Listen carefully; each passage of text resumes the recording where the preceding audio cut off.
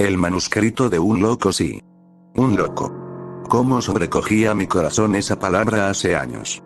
¿Cómo habría despertado el terror que solía sobrevenirme a veces, enviando la sangre silbante y hormigueante por mis venas, hasta que el rocío frío del miedo aparecía en gruesas gotas sobre mi piel y las rodillas se entrechocaban por el espanto? Y, sin embargo, ahora me agrada. Es un hermoso nombre. Mostradme al monarca cuyo ceño colérico haya sido temido alguna vez más que el brillo de la mirada de un loco, cuyas cuerdas y hachas fueran la mitad de seguras que el apretón de un loco. Ja, ja. Es algo grande estar loco. Ser contemplado como un león salvaje a través de los barrotes de hierro, rechinar los dientes y aullar, durante la noche larga y tranquila, con el sonido alegre de una cadena pesada, y rodar y retorcerse entre la paja extasiado por tan valerosa música. Un hurra por el manicomio. ¡Ay, es un lugar excelente! Me acuerdo del tiempo en el que tenía miedo de estar loco. Cuando solía despertarme sobresaltado, caía de rodillas y rezaba para que se me perdonara la maldición de mi raza. Cuando huía precipitadamente ante la vista de la alegría o la felicidad, para ocultarme en algún lugar solitario y pasar fatigosas horas observando el progreso de la fiebre que consumiría mi cerebro. Sabía que la locura estaba mezclada con mi misma sangre y con la médula de mis huesos. Que había pasado una generación sin que apareciera la pestilencia y que era yo el primero en quien reviviría. Sabía que tenía que ser así, que así había sido siempre, y así sería. Y cuando me acobardaba en cualquier rincón oscuro de una habitación atestada, y veía a los hombres susurrar, señalarme y volver los ojos hacia mí, sabía que estaban hablando entre ellos del loco predestinado. Y yo huía para embrutecerme en la soledad. Así lo hice durante años. Fueron unos años largos, muy largos. Aquí las noches son largas a veces, larguísimas. Pero no son nada comparadas con las noches inquietas y los sueños aterradores que sufría en aquel tiempo. Solo recordarlo me da frío. En las esquinas de la habitación permanecían acuclilladas formas grandes y oscuras de rostros insidiosos y burlones, que luego se inclinaban sobre mi cama por la noche, tentándome a la locura. Con bajos murmullos me contaban que el suelo de la vieja casa en la que murió el padre de mi padre estaba manchado por su propia sangre, que él mismo se había provocado en su furiosa locura. Me tapaba los oídos con los dedos, pero gritaban dentro de mi cabeza hasta que la habitación resonaba con los gritos que decían que una generación antes de él la locura se había dormido, pero que su abuelo había vivido durante años con las manos unidas al suelo por grilletes para impedir que se despedazara a sí mismo con ellas. Sabía que contaban la verdad, bien que lo sabía. Lo había descubierto años antes, aunque habían intentado ocultármelo. Ja, ja. Era demasiado astuto para ellos, aunque me consideraran como un loco. Finalmente llegó la locura y me maravillé de que alguna vez hubiera podido tenerle miedo. Ahora podía entrar en el mundo y reír y gritar con los mejores de entre ellos. Yo sabía que estaba loco, pero ellos ni siquiera lo sospechaban. Solía palmearme a mí mismo de placer al pensar en lo bien que les estaba engañando después de todo lo que me habían señalado y de cómo me habían mirado de soslayo, cuando yo no estaba loco y solo tenía miedo de que pudiera enloquecer algún día. Y cómo solía reírme de puro placer, cuando estaba a solas, pensando lo bien que guardaba mi secreto y lo rápidamente que mis amables amigos se habrían apartado de mí de haber conocido la verdad. Habría gritado de éxtasis cuando cenaba a solas con algún estruendoso buen amigo, pensando en lo pálido que se pondría, y lo rápido que escaparía, al saber que el querido amigo que se sentaba cerca de él, afilando un cuchillo brillante y reluciente, era un loco con toda la capacidad, y la mitad de la voluntad, de hundirlo en su corazón. ¡Ay, era una vida alegre! Las riquezas fueron mías, la abundancia se derramó sobre mí y alborotaba entre placeres que multiplicaban por 1000 la conciencia de mi secreto bien guardado. Heredé un patrimonio. La ley, la propia ley de ojos de águila, había sido engañada, y había entregado en las manos de un loco miles de discutidas libras. ¿Dónde estaba el ingenio de los hombres listos de mente sana? ¿Dónde la habilidad de los abogados, ansiosos por descubrir un fallo? La astucia del loco les había superado a todos. Tenía dinero. ¿Cómo me cortejaban? Lo gastaba profusamente. ¿Cómo me alababan? Cómo se humillaban ante mí aquellos 3 hermanos orgullosos y despóticos. Y el anciano padre de cabellos blancos, qué deferencia, qué respeto, qué dedicada amistad, cómo me veneraba. El anciano tenía una hija y los hombres una hermana. Y los 5 eran pobres. Yo era rico, y cuando me casé con la joven vi una sonrisa de triunfo en los rostros de sus necesitados parientes, pues pensaban que su plan había funcionado bien y habían ganado el premio. A mí me tocaba sonreír. Sonreír. Reírme a carcajada limpia, arrancarme los cabellos y dar vueltas por el suelo con gritos de gozo. Bien pocos se daban cuenta de que la habían casado con un loco. Pero un momento. De haberlo sabido, ¿la habrían salvado? La felicidad de la hermana contra el oro de su marido. La más ligera pluma lanzada al aire contra la alegre cadena que adornaba mi cuerpo. Pero en una cosa, pese a toda mi astucia, fui engañado.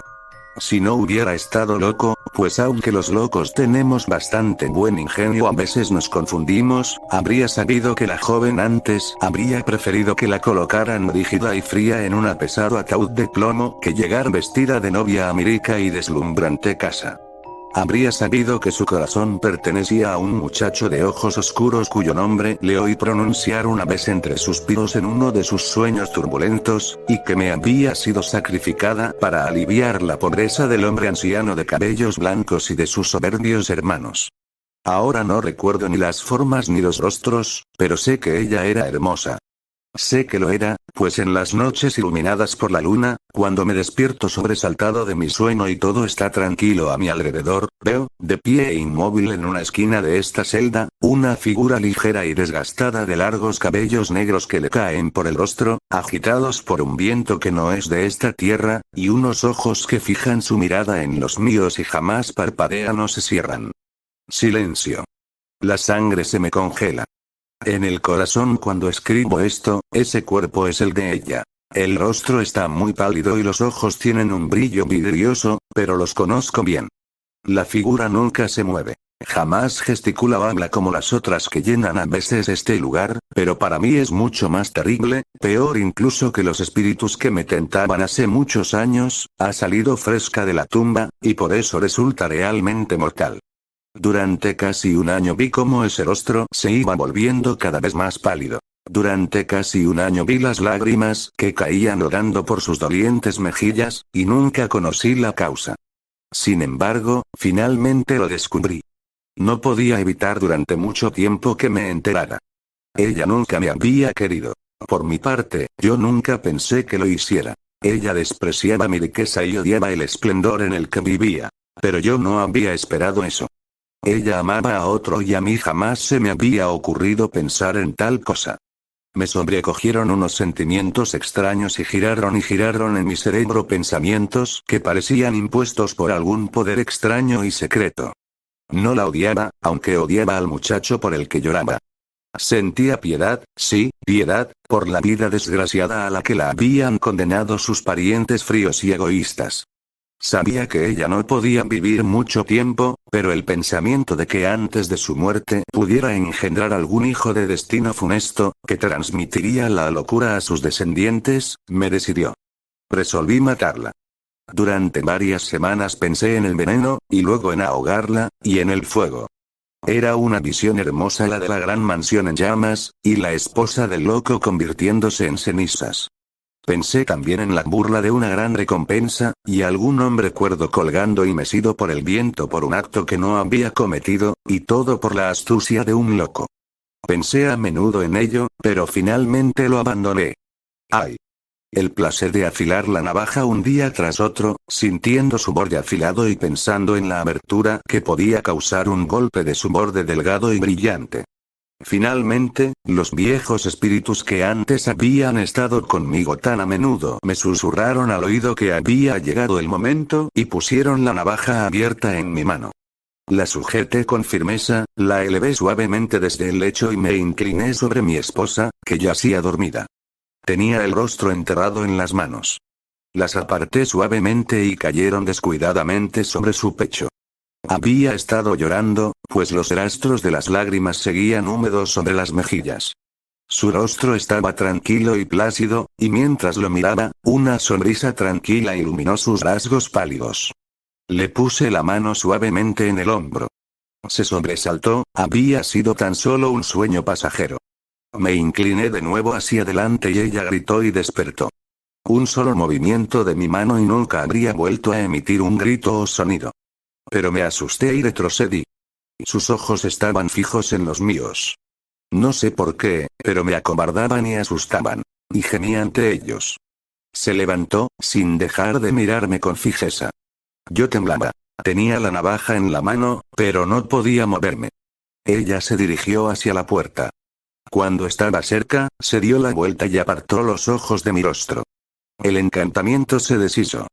Di un salto hacia adelante y la sujeté por el brazo. Lanzando un grito tras otro, se dejó caer al suelo. Podría haberla matado sin lucha, pero se había provocado la alarma en la casa. Oí pasos en los escalones. Dejé la cuchilla en el cajón habitual, abrí la puerta y grité en voz alta pidiendo ayuda. Vinieron, la cogieron y la colocaron en la cama. Permaneció con el conocimiento perdido durante varias horas. Y cuando recuperó la vida, la mirada y el habla, había perdido el sentido y desvariaba furiosamente. Llamamos a varios médicos, hombres importantes que llegaron hasta mi casa en finos carruajes, con hermosos caballos y criados llamativos. Estuvieron junto a su lecho durante semanas. Celebraron una importante reunión y consultaron unos con otros, en voz baja y solemne, en otra habitación. Uno de ellos, el más inteligente y famoso, me llevó con él a un lado y me rogó que me preparara para lo peor. Me dijo que mi esposa estaba loca, a mí, al loco. Permaneció cerca de mí junto a una ventana abierta, mirándome directamente al rostro y dejando una mano sobre mi hombro.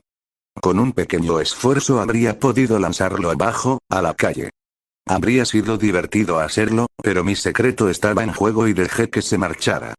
Unos días más tarde me dijeron que debía someterla a algunas limitaciones. Debía proporcionarle a alguien que la cuidara. Me lo pedían a mí. Salí al campo abierto, donde nadie pudiera escucharme, y reí hasta que el aire resonó con mis gritos. Murió al día siguiente. El anciano de cabello blanco la siguió hasta la tumba y los orgullosos hermanos dejaron caer una lágrima sobre el cadáver insensible de aquella cuyos sufrimientos habían considerado con músculos de hierro mientras vivió. Todo aquello alimentaba mi alegría secreta, y reía oculto por el pañuelo blanco que tenía sobre el rostro mientras regresamos cabalgando a casa, hasta que las lágrimas brotaron de mis ojos. Pero aunque había cumplido mi objetivo, y la había asesinado, me sentí inquieto y perturbado, y pensé que no tardarían mucho en conocer mi secreto. No podía ocultar la alegría y el regocijo salvaje que hervían en mi interior y que cuando estaba a solas, en casa, me hacía dar saltos y batir palmas, dando vueltas y más vueltas en un baile frenético, y gritar en voz muy alta. Cuando salía y veía a las masas atareadas que se apresuraban por la calle, o acudía a teatro y escuchaba el sonido de la música y contemplaba la danza de los demás, sentía tal gozo que me habría precipitado entre ellos y les habría despedazado miembro a miembro, aullando en el éxtasis que me produciría. Pero apretaba los dientes, afirmaba los pies en el suelo y me clavaba las afiladas uñas en las manos. Mantenía el secreto y nadie sabía aún que yo era un loco. Recuerdo, aunque es una de las últimas cosas que puedo recordar, pues ahora la realidad se mezcla con mis sueños, y teniendo tanto que hacer, habiéndome traído siempre aquí tan presurosamente, no me queda tiempo para separar entre los dos, por la extraña confusión en la que se haya mezclados, recuerdo de qué manera finalmente se supo. Ja, ja. Me parece ver ahora sus miradas asustadas, y sentir cómo se apartaban de mí, mientras yo hundía mi puño cerrado en sus rostros blancos y luego escapaba como el viento, y les dejaba gritando atrás. Cuando pienso en ello me vuelve la fuerza de un gigante. Mirad cómo se curva esta barra de hierro con mis furiosos tirones. Podría romperla como si fuera una ramita, pero sé que detrás hay largas galerías con muchas puertas. No creo que pudiera encontrar el camino entre ellas. Y aunque pudiera, sé que allá abajo hay puertas de hierro que están bien cerradas con varas. Saben que he sido un loco astuto, y están orgullosos de tenerme aquí para poder mostrarme. Veamos, sí, había sido descubierto. Era ya muy tarde y de noche cuando llegué a casa y encontré allí al más orgulloso de los 3 orgullosos hermanos, esperando para verme, dijo que por un asunto urgente. Lo recuerdo bien. Odiaba a ese hombre con todo el odio de un loco. Muchas veces mis dedos desearon despedazarle. Me dijeron que estaba allí y subí presurosamente las escaleras. Tenía que decirme unas palabras. Despedí a los criados. Era tarde y estábamos juntos y a solas, por primera vez. Al principio aparté cuidadosamente mis ojos de él, pues era consciente de lo que él no podía ni siquiera pensar, y me glorificaba en ese conocimiento, que la luz de la locura brillaba en mis ojos como el fuego. Permanecimos unos minutos sentados en silencio. Finalmente, habló. Mi reciente disipación, y algunos comentarios extraños hechos poco después de la muerte de su hermana, eran un insulto para la memoria de esta. Uniendo a ello otras muchas circunstancias que al principio habían escapado a su observación, había terminado por pensar que yo no la había tratado bien. Deseaba saber si tenía razón al decir que yo pensaba hacer algún reproche a la memoria de su hermana, faltando con ello al respeto a la familia. Exigía esa explicación por el uniforme que llevaba puesto. Aquel hombre tenía un nombramiento en ejército, un nombramiento comprado con mi dinero y con la desgracia de su hermana. Él fue el que más había tramado para insidiar y quedarse con Enriqueza. Él había sido el principal instrumento para obligar a su hermana a casarse conmigo, y bien sabía que el corazón de aquella pertenecía al piadoso muchacho. Por causa de su uniforme. El uniforme es su degradación. Volví mis ojos hacia él, no pude evitarlo. Pero no dije una sola palabra. Vi que bajo mi mirada se produjo en él un cambio repentino. Era un hombre valiente, pero el color desapareció de su rostro y retrocedió en su silla. Acerqué la mía a la suya. Y mientras reía, pues entonces estaba muy alegre, vi cómo se estremecía.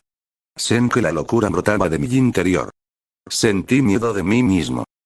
¿Quería usted mucho a su hermana cuando él vivía?, le dije. Mucho. Miró con inquietud a su alrededor, y le vi sujeta con la mano el respaldo de la silla. Pero no dije nada.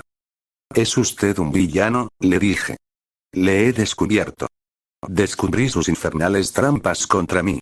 Que el corazón de ella estaba puesto en otro cuando usted la obligó a casarse conmigo. Lo sé, lo sé. De pronto, se levantó de un salto de la silla y blandió en alto, obligándome a retroceder, pues mientras iba hablando procuraba acercarme más a él.